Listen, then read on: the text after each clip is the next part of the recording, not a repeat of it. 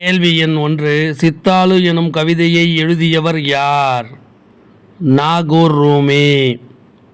கேள்வி எண் 2. பொற்காலமாக இருந்தாலும் இவள் தலையில் எழுதியதோ கற்காலம்தான் எப்போதும் என்ற வரி இடம்பெற்ற கவிதை எது?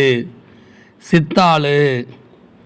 கேள்வி எண் 3. தொலைந்ததே வாழ்வு என தலையில் கை வைத்து புலம்புவார் பூமியிலே என்ற வரியில் உள்ள புலம்புவார் எனும் சொல்லுக்கு இலக்கண குறிப்பு தருக. வினையாளனையும் பெயர். கேள்வி எண் 4. தன் வாழ்வு தொலைக்காமல் தற்காத்து வைப்பதற்காய் தலையில் கை வைக்கிறாள் இவள் என்ற வரியில் இவள் என்பது யார்? சித்தாளு. கேள்வி எண் 5. வாழ்வில் தலைக்கணம் பிடித்தவர் உண்டு, தலைக்கணமே வாழ்வாக ஆகிப்போனது இவளுக்கு என்ற கவிதை வரியை எழுதியவர் யார்? நாகூர் ரூமி. கேள்வி எண் 6. அடுக்குமாடி அலுவலகம் எதுவாயினும் அடுத்தவர் கனவுக்காக அழுக்காமல் இவள் சுமக்கும் கற்கள் எல்லாம் அடுத்த வேளை உணவுக்காக என்ற வரி இடம்பெற்றுள்ள கவிதை எது?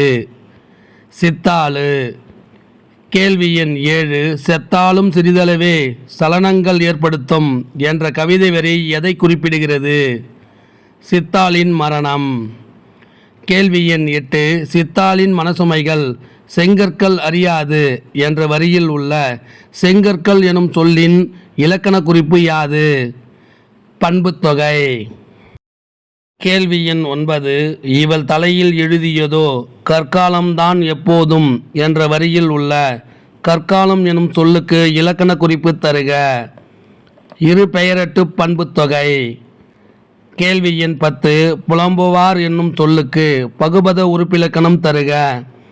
புலம்பு கூட்டல் இவ்வு கூட்டல் ஆர். புலம்பு பகுதி, இவ் எதிர்கால இடைநிலை, ஆர் படற்கை வினைமுற்று விகுதி. கேள்வி எண் 11. நாகூர் ரூமியின் கவிதை தொகுதிகள் எவை? நதியின் கால்கள், ஏழாவது சுவை, சொல்லாத சொல். கேள்வி எண் 12. நாகூர் ரூமி எழுதிய புதினம் எது? கப்பலுக்கு போன மச்சான். கேள்வி எண் 13. 1980ஆம் ஆண்டு கணையாழி இதழில் எழுதத் தொடங்கியவர் யார்? நாகூர் ரூமி. கேள்வி எண் 14. நாகூர் ரூமியின் படைப்புகள் வெளியான இதழ்கள் எவை? மீச்சி, சுபமங்களா, புதிய பார்வை, குங்குமம், கொல்லிப்பாவை, இலக்கிய வட்டம், குமுதம். கேள்வி எண் 15. நாகூர் ரூமி எந்த மாவட்டத்தில் பிறந்தவர்? தஞ்சை மாவட்டம். கேள்வி எண் 16.